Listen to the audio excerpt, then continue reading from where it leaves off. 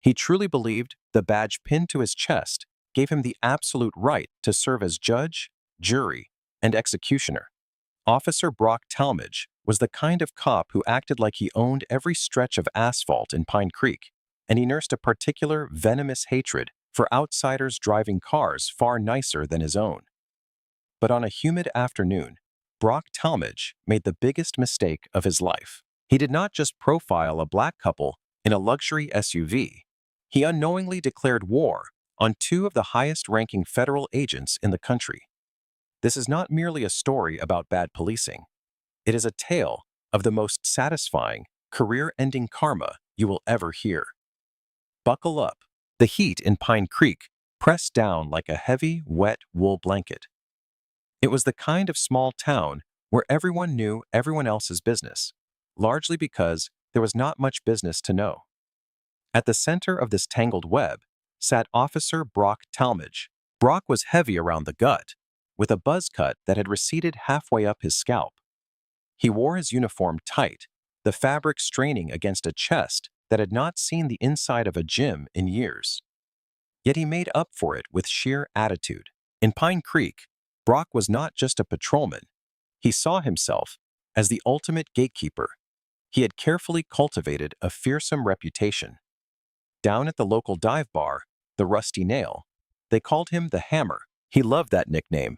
Hammers crushed things. Brock was parked in his usual speed trap, a gravel turnout hidden behind a massive billboard for Merrick's personal injury law firm. He sipped lukewarm sweet tea, sweat beading on his upper lip, as he watched the interstate traffic filter onto Main Street. Boredom weighed heavily on him. Boredom was a dangerous thing for a man like Brock Talmadge. It always led him to go looking for trouble. That is when he spotted it, an obsidian black Range Rover, the newest model, gleaming so intensely under the sun that it reflected light like a mirror.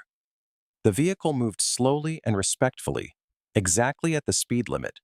But to Brock, that alone was the first red flag. In his twisted mind, no one drove exactly at the speed limit unless they were hiding something. He squinted, leaning forward over the steering wheel.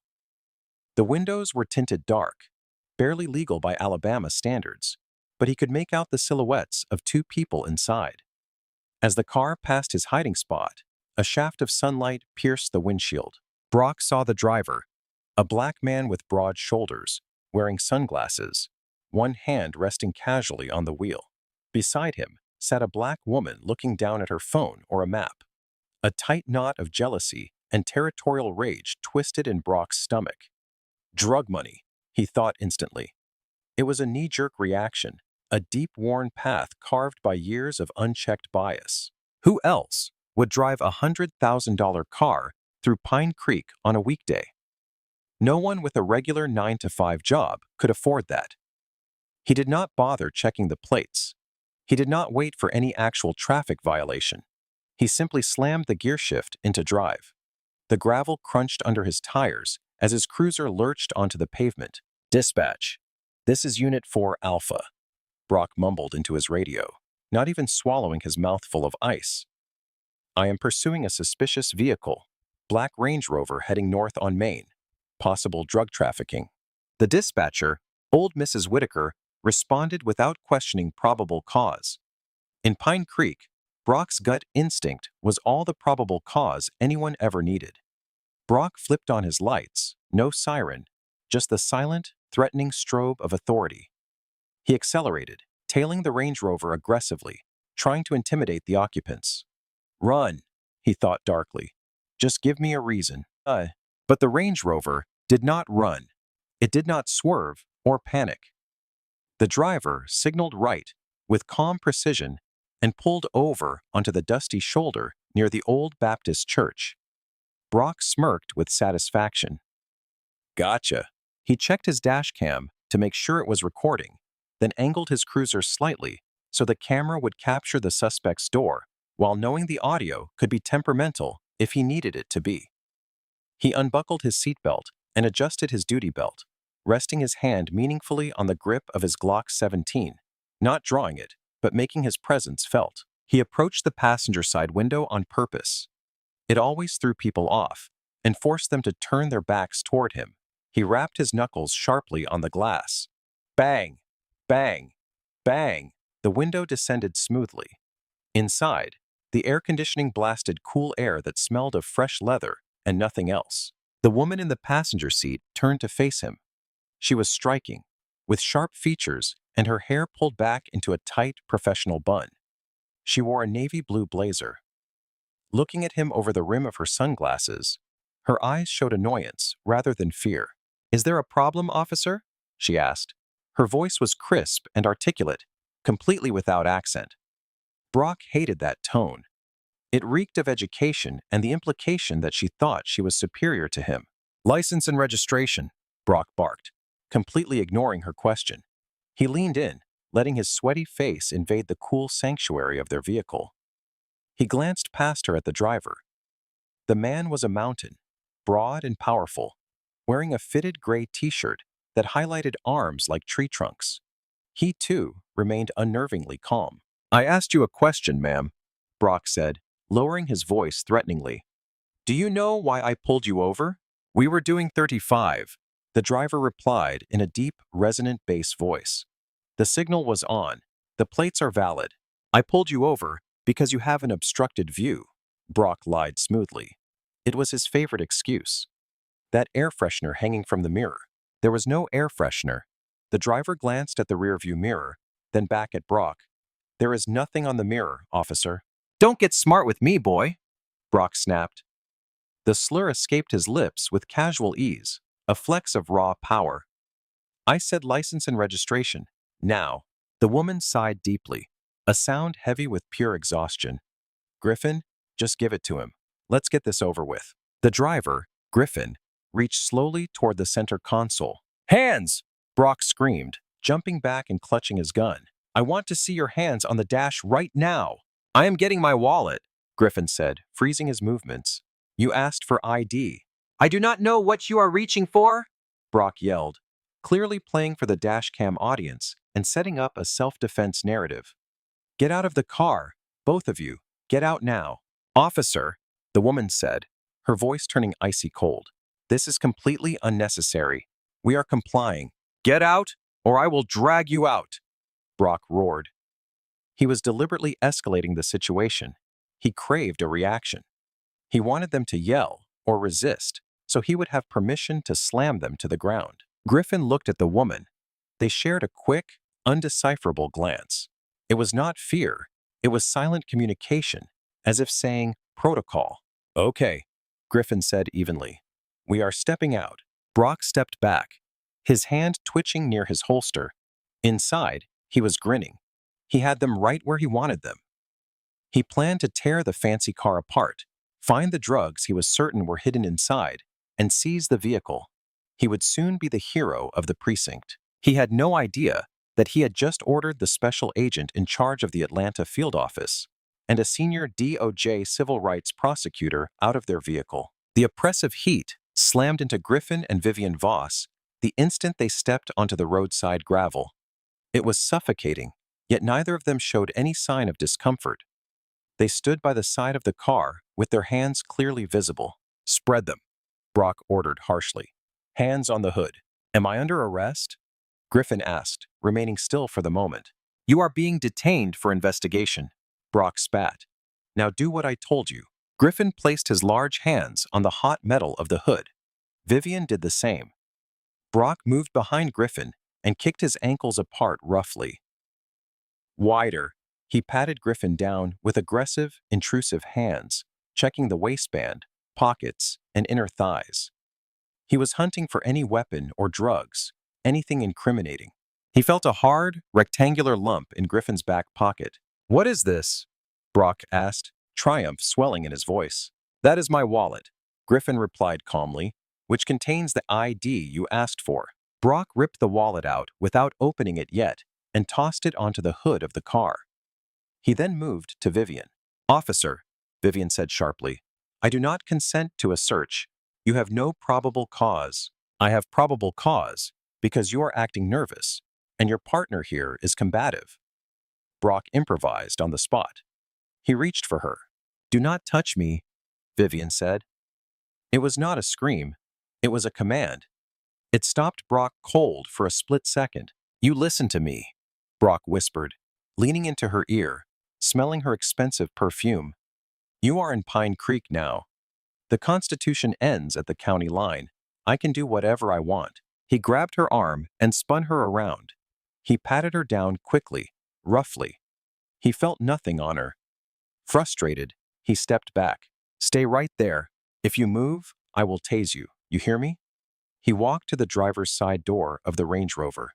"You cannot enter the vehicle without a warrant," Vivian called out. "Probable cause," Brock shouted back. "I smelled marijuana." "You are lying," Griffin said. "Neither of us smokes. This is illegal." "Tell it to the judge," Brock muttered. He dove into the car. He tore through the center console. Mints, a charging cable, a pair of Ray-Bans. Nothing. He opened the glove box. Insurance papers, rental agreement. Hertz, rented in Atlanta. Drug runners always use rentals, he confirmed to himself. He reached under the driver's seat. His hand brushed against something cold and metal. Jackpot. Brock's heart hammered against his ribs. He pulled it out. It was a Sig Sauer P32.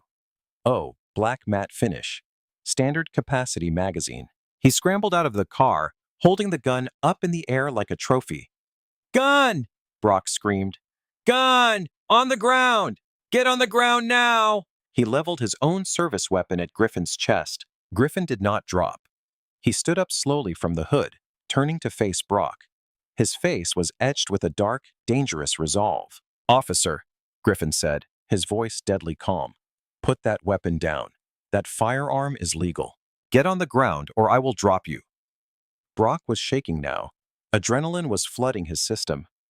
"You are under arrest for illegal possession of a concealed weapon." "It is not illegal," Vivian said, her hands still in the air, but her eyes tracking Brock's trigger finger. "Check the wallet, officer. Open the wallet you threw on the hood." "I do not care about your fake IDs," Brock yelled. He keyed his radio on his shoulder. "Dispatch, 1018. I need backup.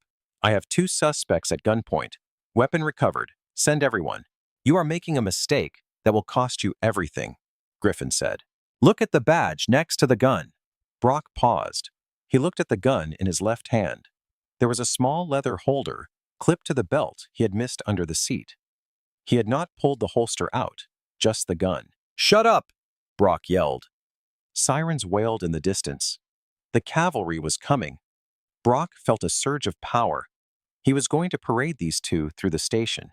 He would soon be on the nightly news. 2 more cruisers screeched to a halt behind him. Dust billowed everywhere. Out popped Officer Sawyer and rookie Deputy Corbin. "Cuff them," Brock shouted. Resisting arrest, illegal firearm. Sawyer, a younger version of Brock, but with less confidence, rushed Griffin. He grabbed Griffin's arm and twisted it behind his back.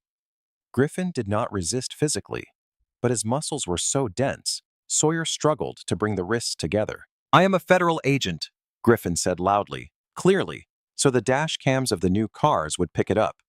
"My badge is in the wallet on the hood. If you put those cuffs on me, you are kidnapping a federal officer." Sawyer hesitated. He looked at Brock. "Brock, what is he saying?" "He is lying," Brock screamed. "They all say that. Cuff him." Sawyer snapped the cuffs on. Click, click. Corbin grabbed Vivian. She allowed herself to be cuffed, her eyes never leaving Brock's face. She was memorizing him. Every mole, every sweat stain, every badge number. "You better check that wallet, Brock," Sawyer said nervously, "just to be sure." "Fine." Brock holstered his weapon and snatched the wallet off the hood. He flipped it open. He expected to see a Georgia driver's license, maybe a fake Social Security card. Instead, a gold shield glinted in the sunlight. It was heavy, detailed. The eagle spread its wings across the top. Below it, bold blue letters set into the gold.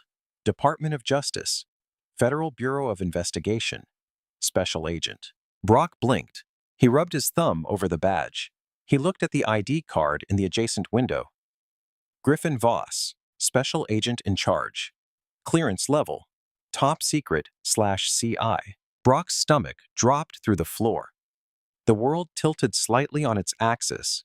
The heat seemed to vanish, replaced by a cold chill that started at the base of his spine. He looked at the second wallet. Vivian's purse was in the car. He ran to the car, grabbed her purse, and dumped it on the seat. Another badge tumbled out. United States Department of Justice, Civil Rights Division, Senior Prosecutor. Brock looked up. Griffin was standing by the trunk of the cruiser, cuffed. He was not looking at the ground. He was looking right at Brock. And for the first time, Brock realized the look on Griffin's face was not anger. It was pity. "Sawyer!" Brock croaked. His throat was dry as sand. "Yeah?" Sawyer asked, holding Griffin's arm. "Take him in," Brock said, his voice trembling. He could not admit he was wrong. Not now, not in front of the rookie. He had to double down. "It is a fake. They are good fakes. Take them in." Sawyer looked doubtful, but he followed orders. He shoved Griffin into the back of the cruiser. As the door slammed shut, separating them, Brock looked down at the gold badge in his hand. His fingers were shaking so hard he almost dropped it. He had just arrested the FBI, but he did not know the half of it yet. He did not know why they were in Pine Creek. The ride to the Pine Creek Police Department felt like an eternity inside the cramped back seat of the cruiser. The plexiglass divider was scratched and yellowed, a barrier between the dirty reality of the back seat and the air-conditioned authority of the front. Griffin sat hunched over. He was simply too big for the space. His knees were pressed against the cage, but he did not complain. He breathed rhythmically, a technique he had learned during hostage negotiation training at Quantico. Beside him, Vivian was staring out the window, watching the familiar landmarks of the small town pass by. The dilapidated gas station, the high school football field, the endless row of churches. Officer Sawyer, driving the car, kept glancing in the rearview mirror. He looked terrified. The confidence of the badge was evaporating with every mile. "Brock says they are fakes," Sawyer muttered, more to himself than anyone else. "Gotta be fakes. Who carries a badge like that in a glove box?" "Someone who does not want to flash it unless necessary," Griffin said from the back. His voice was deep, resonating through the divider. "Officer Sawyer, I want you to think very carefully about your next few actions. You are currently an accessory to a federal kidnapping.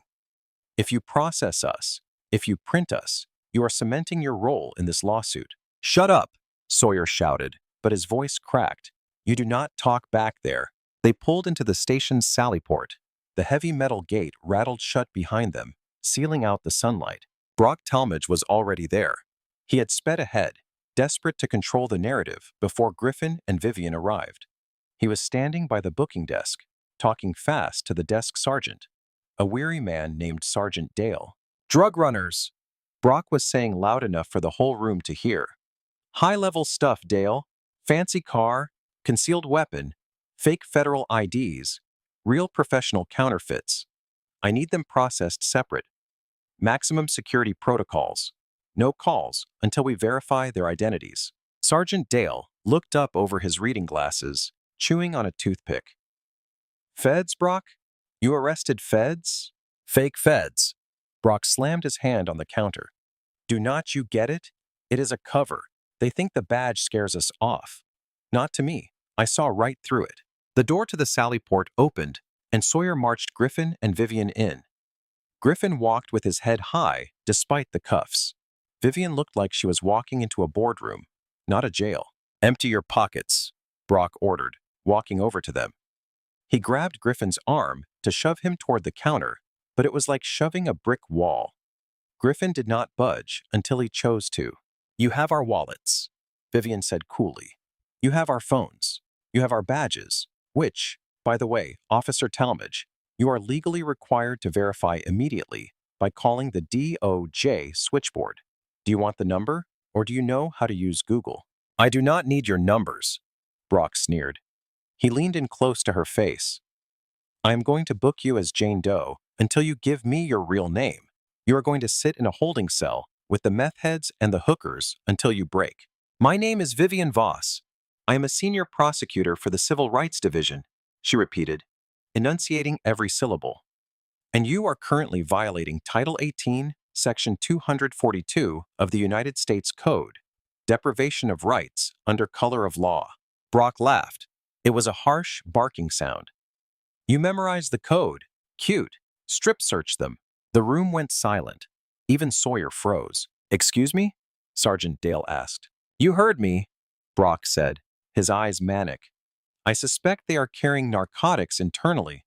Standard procedure for drug trafficking suspects. Strip search both of them. I am not doing that, the female officer on duty, Officer Mara, said from the corner. She stood up, crossing her arms. I am not stripping a woman in a blazer who sounds like a lawyer because you have a hunch. This is insubordination, Brock screamed, his face turning beet red. I am the arresting officer. I give the orders. Actually, a new voice boomed from the hallway. I give the orders. Chief Dalton Garrick walked into the booking area. Garrick was a relic of the Old South, a man with skin like leather and a belly that hung over his belt buckle. He was not a good man, but he was a pragmatic one. He did not like noise, and Brock was making a lot of noise. What is this circus, Talmadge? Garrick asked, eyeing the well-dressed couple in cuffs. Chief, I caught big fish, Brock said, rushing over. Drug runners, Range Rover, concealed weapon, and look at this. He tossed the badges onto the counter. Chief Garrick picked up Griffin's badge. He felt the weight of it. He ran his thumb over the engraving. He frowned. He had seen fake badges before. They were usually light, cheap metal with glued-on centerpieces. This badge was solid brass. The enamel was perfect, and it had a chip embedded in the back for secure building access. Garrick looked up at Griffin. He looked at the handcuffs. Who are you? Garrick asked quietly. Special Agent in Charge Griffin Voss, Griffin said. FBI, Atlanta Field Office. And if you do not take these cuffs off me in the next few moments, Chief Garrick, I will personally ensure that this building is turned into a parking lot. Garrick looked at Brock. Did you run the badge number? It is fake, Chief. Why would I run a fake number? Brock insisted, sweat pouring down his face. Now run it. Garrick's ordered Dale. I cannot, Dale said, typing on his keyboard. System slow. Garrick looked at the woman's ID Voss. Same last name. You arrested a husband and wife? Garrick asked. Siblings, Vivian corrected. And partners on the task force. Task force? Brock scoffed. What task force? There is no task force in Pine Creek. Griffin smiled. It was a terrifying smile. That is because you are the target, Talmadge. The air left the room. What did you say? Brock whispered. We are not passing through, Griffin said, his voice dropping to a low rumble that vibrated through the room. We have been tracking a money laundering scheme involving Merrick's personal injury law and kickbacks to local law enforcement for months. We were on our way to meet with our local informant when you pulled us over. Brock's face went white. The billboard. He sat under that billboard every day. He took cash envelopes from Merrick every week to ignore certain DUIs. He is lying, Brock shrieked. He is trying to scare you. Chief, put them in the cell. Chief Garrick looked at the badges. He looked at Brock, a liability he had kept around too long. And then he looked at the phone on the wall. Uncuff them, Garrick said softly. No, Brock yelled. He drew his taser. Nobody touches them. They are my collars. Brock, put the taser down, Sawyer shouted, drawing his own gun. The station was in a standoff. Police versus police. This is it, Griffin said calmly. The moment you decide how your life ends, Officer Talmadge, you tase me, I sue you. You shoot me, my team outside turns this place into Swiss cheese. Or you put the weapon down and we talk about a plea deal. Brock's hand shook. He looked at the chief. The chief had turned his back on him. Brock lowered the taser. Uncuff them, Garrick repeated. Sawyer rushed forward and unlocked the cuffs. Griffin rubbed his wrists. He did not attack Brock. He did not yell. He simply reached over the counter, took his phone from the plastic bin, and turned it on. I need to make a call, Griffin said. Go ahead, Garrick said, wiping his forehead with a handkerchief. Office line is open. I do not need your line, Griffin said. He dialed a number on his cell. He put it on speaker. The room was silent. Director's office. A woman's voice answered. Patricia, it is Griffin Voss. Code red, Pine Creek, Alabama. Code red? The voice on the other end sharpened instantly. Status of Agent Voss and Prosecutor Voss? Secure, but we have been compromised. Local law enforcement intercepted us. I was held at gunpoint. Illegal search and seizure. False imprisonment. Are you safe now? For the moment, but I need the team. Bring everyone. ETA is minutes. They are holding at the perimeter. Sit tight, Griffin. The line clicked dead. Griffin looked at Brock Talmadge. Brock was leaning against the filing cabinet, looking like he was about to vomit. They will be here soon, Griffin said. I would suggest you start writing your resignation letter, though you will not be needing it where you are going. Minutes is a long time in a quiet police station. It is enough time to think about every mistake you have ever made. Brock Talmadge sat in a chair in the corner of the booking room. No one was speaking to him. His fellow officers, Sawyer, Mara, even old Sergeant Dale, had subconsciously moved to the other side of the room, distancing themselves from the blast radius. Griffin and Vivian sat on a metal bench, composed. Vivian had taken a notebook out of her purse and was writing furiously. Every few seconds, she would look up, look at Brock, and make a note. What are you writing? Brock asked, his voice a rasp. Your indictment, Vivian said without looking up. I am adding a count for the threat of the strip search. Sexual harassment under color of law adds a nice 5 years to the sentence. You cannot prove that, Brock mumbled. It is my word against yours. Actually, Officer Mara spoke up, I will testify to it. Brock's head snapped up. Mara, you would rat on a brother? You are not a brother, Brock, Mara said, her voice shaking but firm. You are a bully, and you almost got us all killed today. I am not going to prison for you. Traitors, Brock spat. All of you. Suddenly, the coffee in the mug on Sergeant Dale's desk rippled. A low thrumming sound began to vibrate through the floorboards. It started soft, like distant thunder, and grew louder. What is that? Sawyer moved to the window. Helicopter, Garrick said, staring at the floor. Then came the sirens. Not the wail of a single cruiser, but a cacophony. It sounded like an invasion. Tires screeched outside. Doors slammed. Lots of doors. Open the gate! A voice amplified by a loudspeaker boomed from outside the sally port. This is the FBI. Open the gate immediately, or we will breach. Sergeant Dale fumbled for the button. He hit it. The heavy metal door rolled up. The sunlight that flooded in was blinding, but the silhouettes standing in it were terrifying. 6 men, in full tactical gear, carrying AR-15s, moved in a phalanx. On their chests, bold yellow letters, FBI. Behind them walked a woman in a sharp gray suit, flanked by 2 state troopers. This was Assistant Director Victoria Hale. She looked like she ate nails for breakfast. Secure the room, the lead tactical officer shouted. The team swept in. Hands! Let me see hands! Every officer in the Pine Creek station, Garrick, Sawyer, Mara, Dale, put their hands up, even Brock. The tactical team moved with fluid precision. They bypassed the locals and went straight to Griffin and Vivian. Sir, ma'am, are you injured? The lead agent asked, lowering his weapon, but keeping his eyes scanning the room. We are fine, Agent Rostova, Griffin said, standing up and brushing the dust off his trousers. Situation is contained. Assistant Director Hale walked into the room. She surveyed the scene with a look of absolute disgust. She locked eyes with Chief Garrick. Who is in charge here? She demanded. I am, Garrick stammered. Chief Dalton Garrick. Chief Garrick, Hale said, stepping into his personal space. You are relieved of command, effective immediately. The Alabama State Bureau of Investigation is taking over this precinct. This is now a federal crime scene. On what grounds? Garrick tried to muster some authority. On the grounds that your department is running a protection racket for Merrick's personal injury law firm and kickbacks to local law enforcement, Griffin interrupted. We have the wiretaps, Dalton. We have the bank records. We know about the kickbacks. We know about the planted evidence. Griffin turned his gaze to Brock. And we know about Officer Talmadge's enforcement techniques. Hale turned to look at Brock. Is this the one? That is him, Vivian said, standing up. She pointed a manicured finger at Brock. Officer Brock Talmadge. He initiated the stop without probable cause, assaulted a federal officer, filed a false report, attempted to conduct an illegal strip search, and brandished a taser against detained suspects. Hale nodded. She gestured to the tactical team. Cuff him.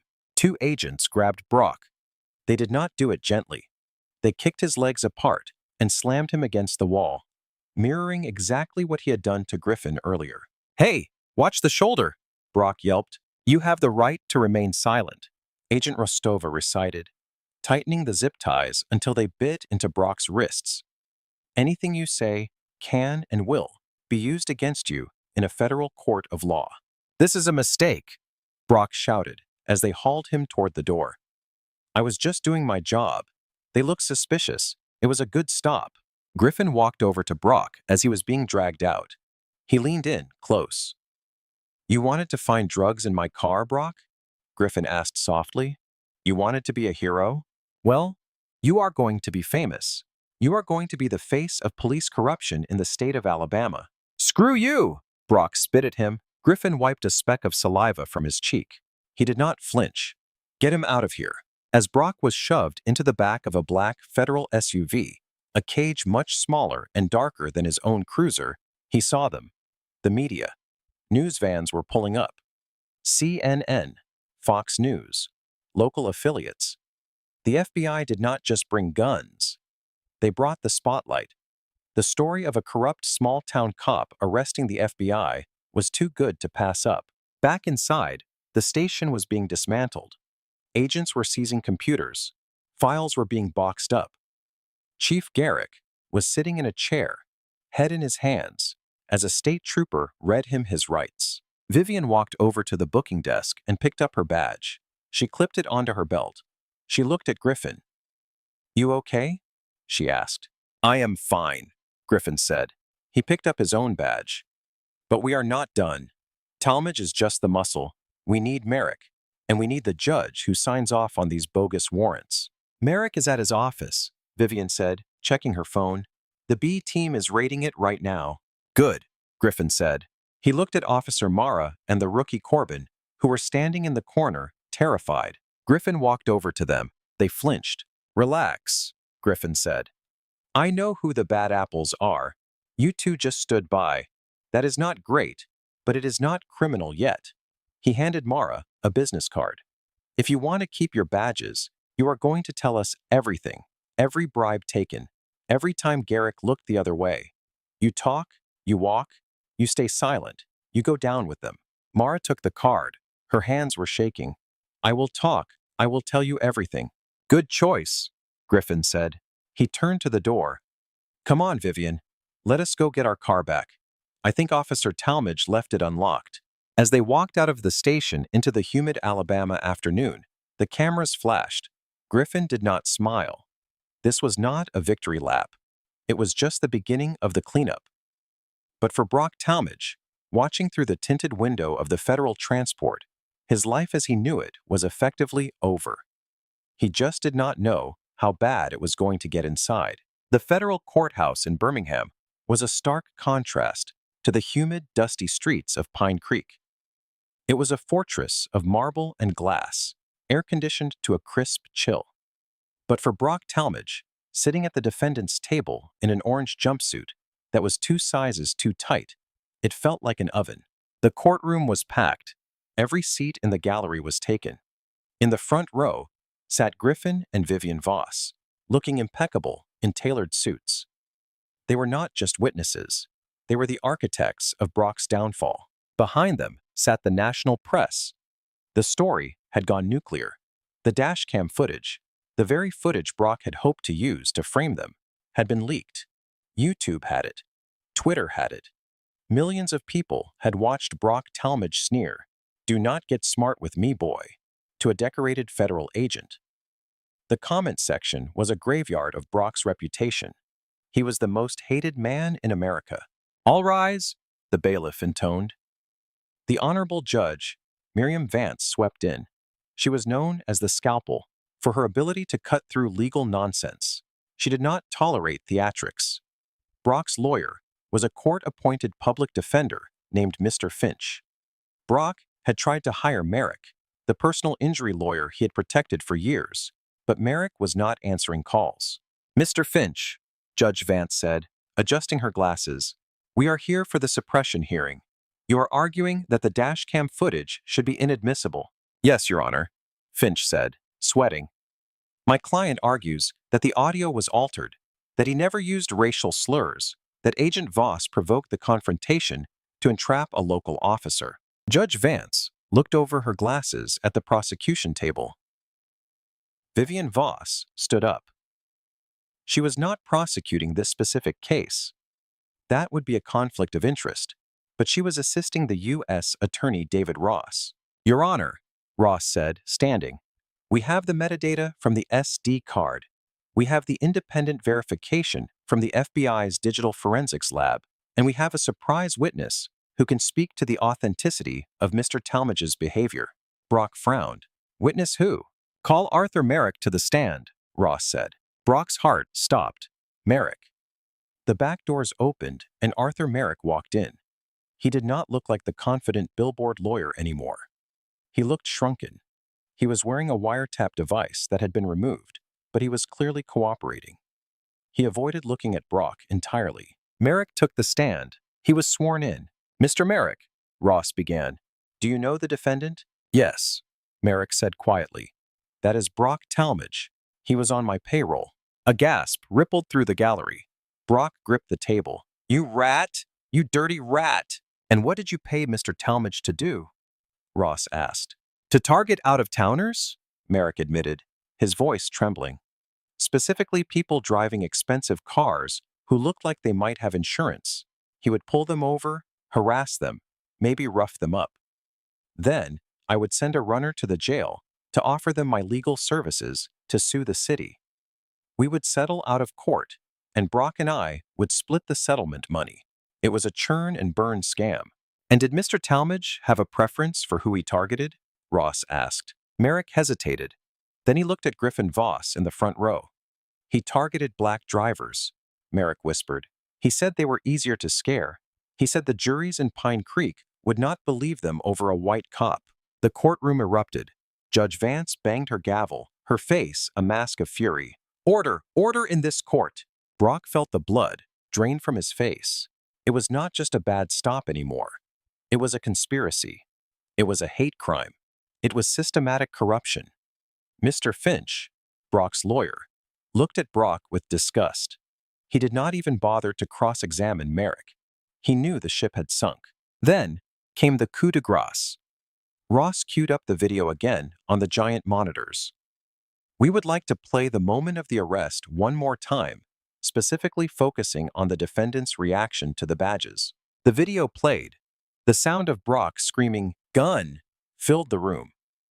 Then the silence. Then Griffin's voice, calm and commanding. And finally, Brock's face zoomed in and enhanced when he saw the FBI credentials. The fear in his eyes was not the fear of a man in danger. It was the fear of a bully who had picked a fight with a lion. "Mr. Talmadge," Judge Vance said, looking directly at Brock, "I have seen enough. The motion to suppress is denied. The evidence stands, and frankly, if I were you, I would start praying for a plea deal because a jury is going to bury you." Brock looked at Griffin. Griffin offered a small, polite nod. It was the ultimate power move. He was not angry anymore. He was just efficient. The sentencing hearing was a formality. The jury had deliberated for less than 3 hours. Guilty on all counts. Deprivation of rights under color of law. Conspiracy to commit extortion. Filing false police reports. Assault on a federal officer. Judge Vance did not hold back. "Brock Talmadge, you have disgraced the uniform you wore. You used the power of the state as a weapon of terror against innocent citizens. You did not just break the law, you broke the public trust. I sentence you to 25 years in a federal correctional institution without the possibility of parole." Brock would be 70 when he got out, if he got out. He was processed out of the county jail and put on a bus, the Con Air transport. He was shackled hand and foot, chained to the seat. The other prisoners on the bus eyed him. They saw the soft hands, the terrified eyes. They smelled the cop on him, fresh meat. A tattooed man 2 rows back whispered. They arrived at FCY, Talladega, a medium-security federal prison. It was not the club, fed white-collar camp Brock had fantasized about. Because of the violence charges and the use of a weapon, he was placed in general population. The intake process was a nightmare. He was stripped naked, ironically, the very thing he had tried to do to Vivian. He was sprayed for lice. He was given a uniform that smelled like industrial detergent and old sweat. Name, the guard barked. He was a young black man, no older than Deputy Corbin back in Pine Creek. Brock Talmadge? Brock mumbled. I was a cop. I need protective custody. You cannot put me in Gen Pop. The guard looked up. He recognized the name. Everyone did. Protective custody is full, the guard said, his face impassive. Besides, PC is for people in danger. You are a tough guy, right? The hammer. Brock flinched. Please, they will kill me. Keep your head down and your mouth shut, the guard said, handing him a thin mattress roll. Cell Block D, move. Cell Block D was a cacophony of noise, shouting, metal clanging on metal, the blare of televisions. As Brock walked the tier, the noise died down. Heads turned, eyes locked onto him. News travels fast in prison. They knew who he was. They knew what he had done. He reached his cell. It was a 6x8 concrete box. His cellmate was already there doing push-ups on the floor. He was a massive man with a shaved head and Aryan Brotherhood tattoos covering his arms. Brock hesitated at the door. Maybe this is okay, he thought. Maybe the white gangs will protect me. The cellmate stopped doing push-ups. He stood up, wiping sweat from his forehead. He looked Brock up and down. You the cop? The cellmate asked. Ex-cop, Brock corrected quickly. I was framed, just like you guys. The cellmate laughed. It was not a friendly laugh. We do not like cops in here, the man said. But we really do not like cops who make the news. You bring heat, you bring lockdowns. I can pay, Brock said, desperate. I have money stashed outside. Your money is gone, Talmadge. A voice came from the walkway. Brock turned. Standing at the bars of his cell was a group of 3 inmates. One of them was Latino, small, but with eyes like a shark. We saw the news, the Latino inmate said. The feds seized everything. Your house, your truck, your pension. You got nothing. Brock sank onto his bunk. It was true. The civil asset forfeiture laws, the very laws he used to steal cash from drug dealers, had been used against him. Griffin and Vivian had filed a civil suit alongside the criminal case. They had stripped him bare. So, his cellmate said, cracking his knuckles, you are broke, you are a cop, and you are famous. That is a bad combination, Brock. That first night, the lights went out. The darkness was total. Brock lay on his bunk, staring at the concrete ceiling. He could hear the breathing of the man below him. He could hear the shouts from down the hall. Hey, Officer Talmadge, pull me over now. Someone screamed in the dark. Laughter echoed through the block. Brock closed his eyes and saw the Range Rover. He saw the sunlight glinting off the black paint. He saw Griffin's calm face. Why did I not just let them go? He thought. Why did I have to be the big man? Regret is a bitter pill, but in prison, it is the only medicine you get. The next morning, Brock went to the cafeteria for breakfast. He tried to sit alone. He put his tray down, watery oatmeal and a hard biscuit. He felt a shadow fall over him. He looked up. It was not an inmate. It was the warden. Talmadge, the warden said, you have a visitor. Visitor? Brock's heart leaped. Maybe it is a lawyer. Maybe an appeal. Legal visit, the warden said. Follow me. Brock was led to a private room. He walked in expecting to see Mr. Finch. Instead, sitting at the metal table, looking relaxed and healthy, was Griffin Voss. Brock stopped. The guard closed the door behind him. What are you doing here? Brock asked, his voice shaking. I promised you I would see it through, Griffin said. He did not look angry. He looked at Brock like one might look at a specimen in a jar. I wanted to see if the system worked. You ruined my life, Brock whispered. No, Brock, Griffin said firmly. You ruined your life. I just turned on the lights. You were the one standing in the dark doing dirty things. Griffin slid a piece of paper across the table. What is this? Brock asked. It is a letter, Griffin said. From the Department of Justice. We are offering you a deal, a reduction in sentence. Brock's eyes widened. What? Because Merrick was just the middleman, Griffin said, leaning forward. We want the judge. We want the mayor. We want the whole network in Pine Creek. You know where the bodies are buried, Brock. You were the bagman. Brock looked at the paper. If he talked, he could knock years off. He could get moved to a safer prison. But if he talked, he was a snitch. And snitches in prison. If I talk, Brock said, sweat breaking out on his lip, they will kill me in here. If you do not talk, Griffin said, standing up and buttoning his suit jacket, you will rot in here for 25 years. And based on what I saw in the cafeteria, I do not think you will last 25 months. Griffin knocked on his door for the guard. Think about it, Brock. You have 24 hours. The offer expires when I get back to Atlanta. Griffin walked out. Brock was left alone in the room with the paper. The choice was his: be a rat and live in fear, or be a convict and die in here. He looked at the signature line on the document, United States of America versus Brock Talmadge. He picked up the pen. The pen felt heavy in Brock Talmadge's hand, heavier than his service weapon ever had. He stared at the plea agreement lying on the metal table of the prison visitation room. The hum of the fluorescent lights overhead was the only sound, a maddening buzz that seemed to drill into his skull. Snitch. The word echoed in his mind. In the culture of the Pine Creek Police Department, being a rat was worse than being a criminal. But as Brock sat there shivering in his ill-fitting prison jumpsuit, a bitter realization finally washed over him. Where was Chief Garrick? Retired with a full pension before the indictments hit. Or so he hoped. Where was Mayor Clayton Donovan? Probably golfing at the country club, claiming ignorance. Where was Merrick?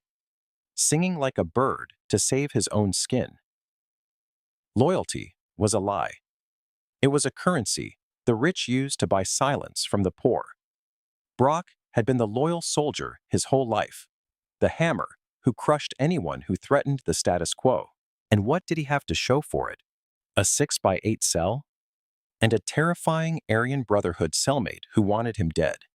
Brock uncapped the pen. Screw them, he whispered to the empty room. If I am going down, I am taking the whole damn town with me. He signed his name, Brock A. Talmadge. The ink was not even dry when he knocked on the door. Guard, I am done. Get Agent Voss back here. Later, the storm that Griffin Voss had promised finally made landfall in Pine Creek. But this was not just rain. It was a hurricane of federal indictments. It started early one morning on a weekday. The town was waking up, coffee brewing in the diner, school buses idling. A convoy of black SUVs, unmarked vans, and armored trucks rolled down Main Street. This time, they did not stop at the police station. They went straight to the top. Target 1, the courthouse. FBI agents breached the chambers of Judge Roy Abernathy. Abernathy, a man who had sat on the bench for decades, signing blank warrants for Brock Talmadge to fill in later, was dragged out in his pajamas. He was found shredding documents in his home office. The image of the distinguished judge in a silk robe being handcuffed on his front lawn was broadcast live by the news choppers. Target 2, City Hall. Mayor Clayton Donovan was in the middle of a televised press conference, denying any knowledge of the corruption, when Griffin Voss walked onto the stage. Mayor Donovan, Griffin said, his voice booming without a microphone. Federal warrant. Donovan froze. You cannot do this here. I am the mayor. You are a racketeer, Griffin corrected him. We have the ledger, Clayton. The kickbacks from the construction contracts, the payoffs from the impound lot, the cut you took from every settlement Merrick made. It is over. Vivian Voss stepped up and slapped the cuffs on the mayor. The press cameras flashed like lightning. It was the perfect visual, the corrupt establishment falling to the very justice they had tried to pervert. Target 3. The remnants across town. The dominoes fell. The towing company owner, who charged exorbitant fees and split them with the police, arrested. The doctor who falsified sobriety tests, arrested. Officer Sawyer, who had just stood by and watched. He surrendered voluntarily, tears streaming down his face, hoping for leniency. By midday, the power structure of Pine Creek had been decapitated. The good old boys network was not just broken, it was pulverized. Later, Brock Talmadge sat in a sterile recreation room in a federal correctional institution in West Virginia. He had been moved. Witness protection for prisoners was a lonely existence. He was in a unit with other snitches, mobsters who turned state's evidence, gang leaders who sold out their lieutenants. There was no status here, no hammer. He was just inmate 8942. He was sweeping the floor, a job that paid pennies an hour. On the wall, a television was playing the news. Brock stopped sweeping. On the screen was a ceremony in Washington, D.C. The Attorney General was standing at a podium. Behind him stood Griffin and Vivian Voss. For their extraordinary courage and dedication to the rule of law, the Attorney General said, Special Agent Griffin Voss and Senior Prosecutor Vivian Voss are awarded the Attorney General's Award for Distinguished Service. Their work in dismantling the systemic corruption in Alabama has become a model for civil rights enforcement nationwide. The camera zoomed in on Griffin. He looked strong, stoic. He did not look like a victim. He looked like a victor. Brock leaned on his broom handle. He felt a strange emotion. It was not anger anymore. It was not even jealousy. It was resignation. He remembered the moment on the side of the road, the heat, the arrogance, the feeling that he was a god in his own little kingdom. I picked the wrong fight, Brock thought. I saw a black man in a nice car, and I saw a criminal. I should have seen a king. Hey, Talmadge, move it, a guard shouted. Floor is not going to sweep itself. Yes, boss, Brock muttered. He looked down at the linoleum and kept sweeping. The dust piles moved back and forth, going nowhere, just like him. Meanwhile, in Atlanta, Griffin and Vivian walked out of the Department of Justice building. The ceremony was over. They had the medals in velvet boxes, but they were not wearing them. They walked to the parking garage. Their car was waiting. A new one. A dark blue SUV. Government-issue bulletproof glass. You think he's watching? Vivian asked, tossing her bag into the back seat. Brock? Griffin paused, hand on the door handle. Yeah, I think he is.